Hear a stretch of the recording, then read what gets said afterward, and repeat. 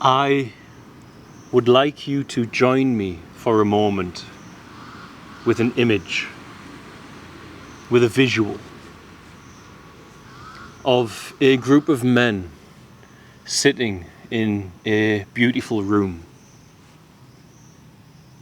and they are debating and articulating their perceptions, their beliefs, and their arguments about God. And some of these men are profoundly well prepared. They can articulate their theological arguments from stored responses and an awareness of the types of topics and questions that come up. And these men are completely focused, completely locked on to this debate about God. But outside the room are children who are hungry or sick and suffering. And none of those men hear the children. None of those men are able to hear the cries or the struggles because they are so busy talking about God, arguing about God, that there is no space for them to be like God.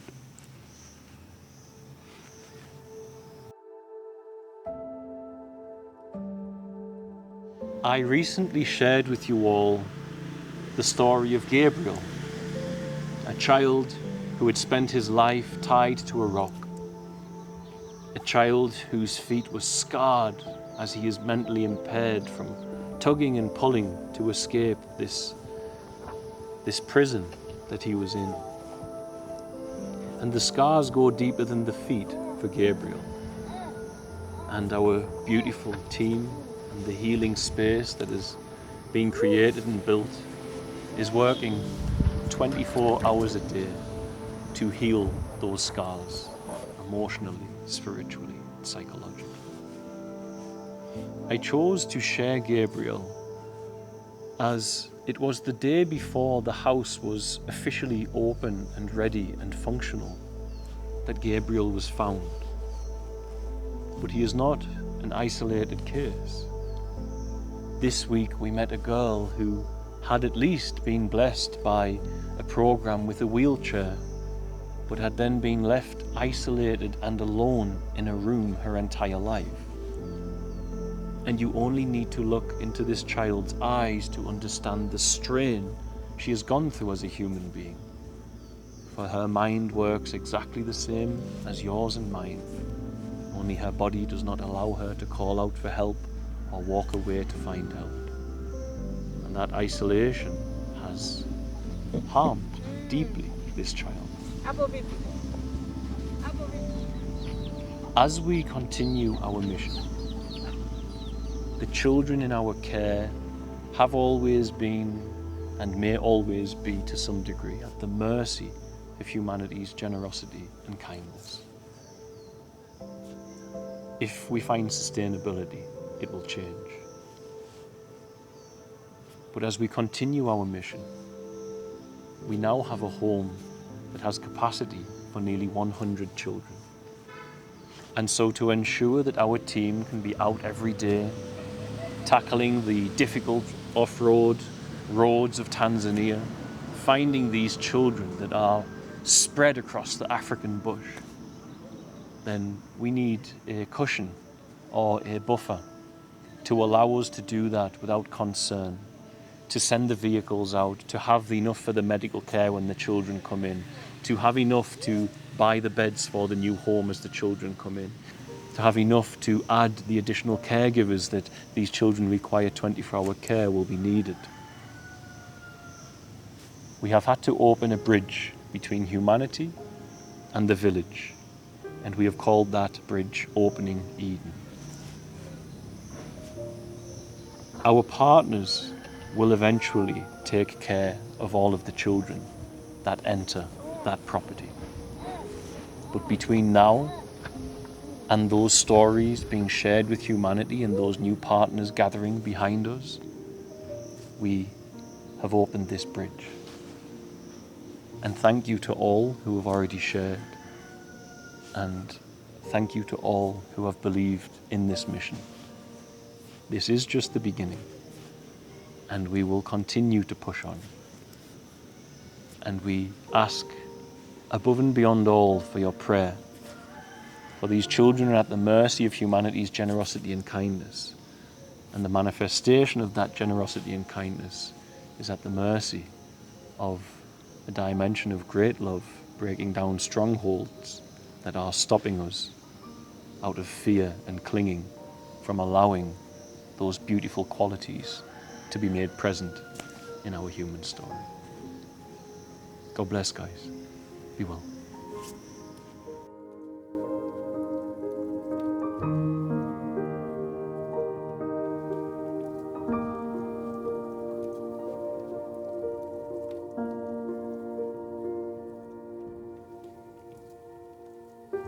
I would like you to join me for a moment with an image, with a visual of a group of men sitting in a beautiful room, and they are debating and articulating their perceptions, their beliefs, and their arguments about God. And some of these men are profoundly well prepared. They can articulate their theological arguments from stored responses and an awareness of the types of topics and questions that come up. And these men are completely focused, completely locked on to this debate about God. But outside the room are children who are hungry or sick and suffering. And none of those men hear the children. None of those men are able to hear the cries or the struggles, because they are so busy talking about God, arguing about God, that there is no space for them to be like God. Now, within inside those men, there may be some noble souls among them. For perhaps some of those men are completely adept at acting with inside the compassion and the love of the holy, of the sacred, of God. And they have been called with that connection to debate, to awaken other humans in the hope that they can raise an army to be compassionate, to be empathetic, to be loving, to be like God. And those men belong inside the room. Those men belong inside the sphere of debate. For it is through those men that other humans will awaken and become as God and address the endless issues and topics of suffering that need hands and feet filled with the love of God at this time. But many of those men will be arguing not to direct others, to help, to be that love, but to simply be right, to feel secure, to have a image of self that has a greater understanding than another. And there is a very fine line between men in that situation. For clearly both are lovers of God and of truth. And we live in a time where we debate truth, we search for truth. We are apparently killing one another over truth. What is truth and what is not truth? But when all of those men enter the room, and perhaps only one is aware of the compassion that is needed, and is set forth on that mission to awaken many to become the hands and feet, so that the will of God can be done on earth as it is in heaven, as the Lord's Prayer says. The others may not be devoid of compassion and love and godlike qualities. They may have started their journey in the same manner as the man or the woman who is trying to awaken an army of hands and feet that can fulfill the love and will of our Creator in this beautiful yet troubled world of ours. But somewhere inside that journey, they did not stay aware. And in not staying aware, it became about being more knowledgeable, about being right for the sake of being right. It became not about guiding their fellow man any longer to serve and have the qualities of Christ and the Creator within them. But it became, as it does with most humans and most topics, about the egoic structure. And once we live inside such a structure, the distance from God is so vast that we must win in debate. We must, for we feel so fragile and shaky and uncertain. We feel insecure. And by winning, perhaps we will gain some of that security back.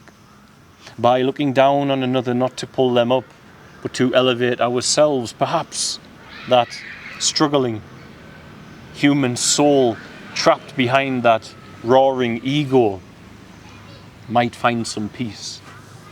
But of course, it's never true. The world is filled with suffering.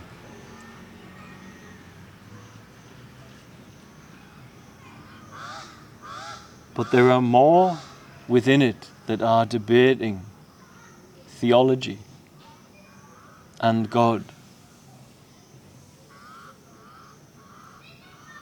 than there are enacting and living the qualities of God.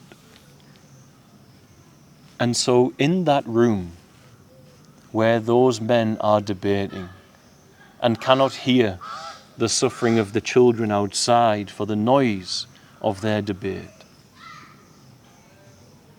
where is God? Perhaps in the nobility of the heart of the one who is aware of all I am saying and is debating in the hope to awaken and unlock humanity, to raise up as many as possible into the presence of service, into the presence of our Creator, the sacred. Perhaps you could say it is there, that God is there.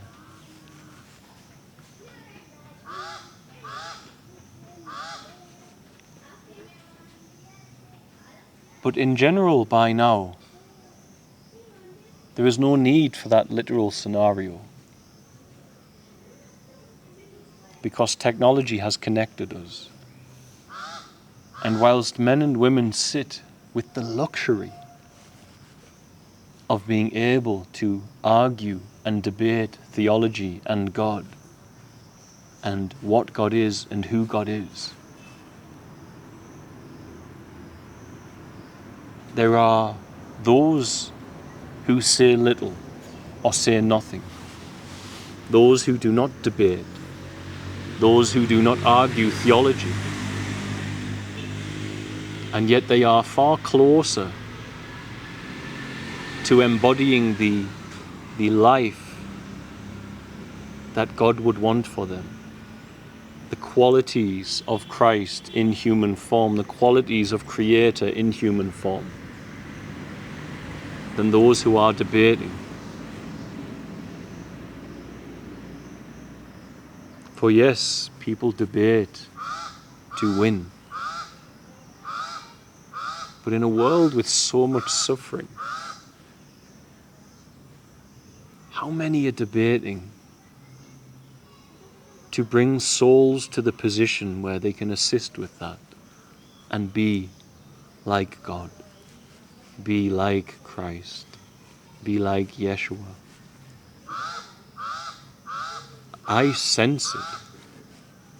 I know instantaneously when I meet those who are drifting into arguing theology for the sake of being right, not the sake of bringing souls so that they can become aligned in the space of absolute surrender,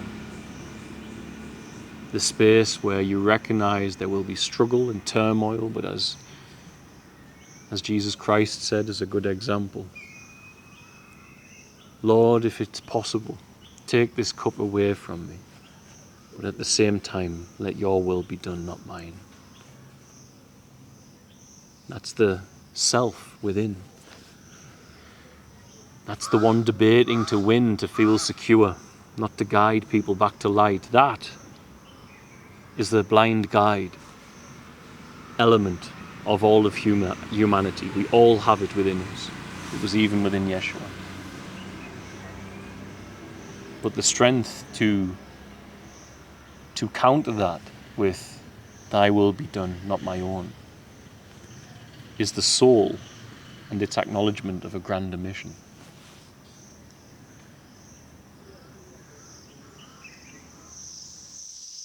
There are many out there that are using your time not to lead you back to where God needs you, but they are using it and entertaining you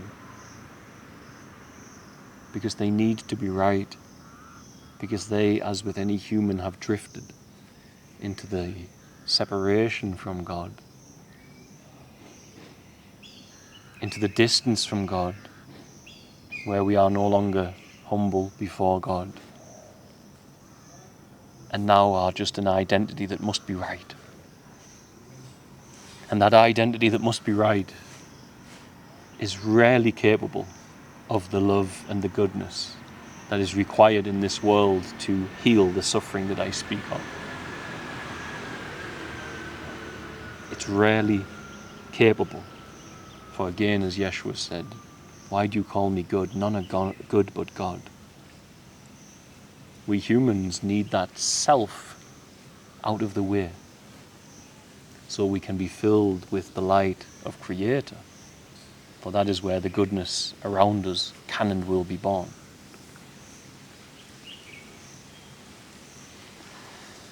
So let me take you back to that room. Back to those men debating. And one of them, in the midst of this debate, has a moment of clarity, a moment of awareness of the moment that they live within.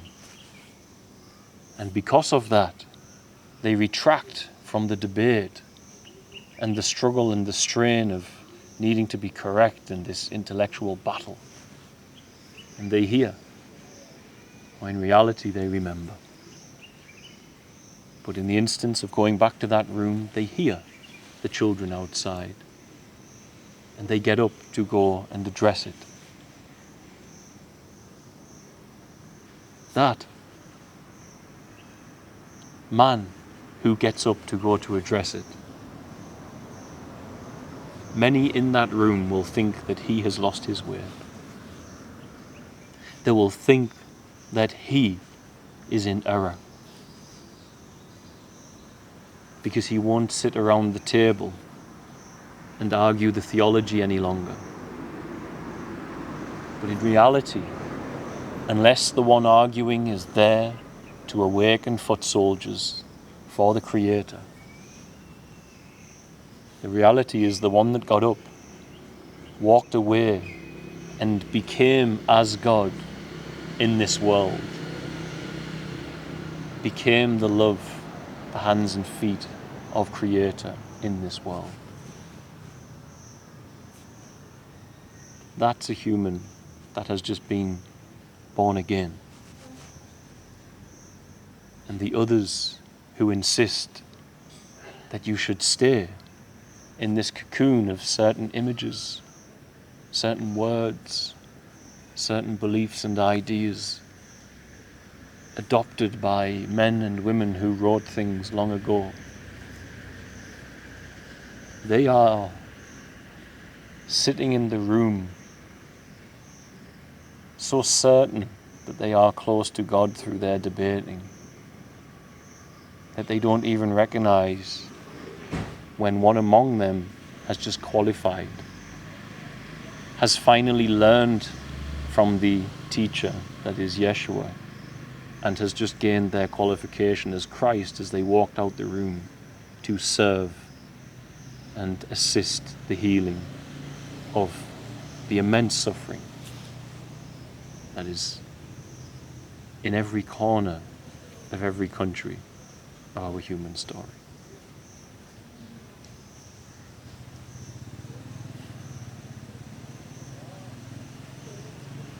God bless, guys. I love you all.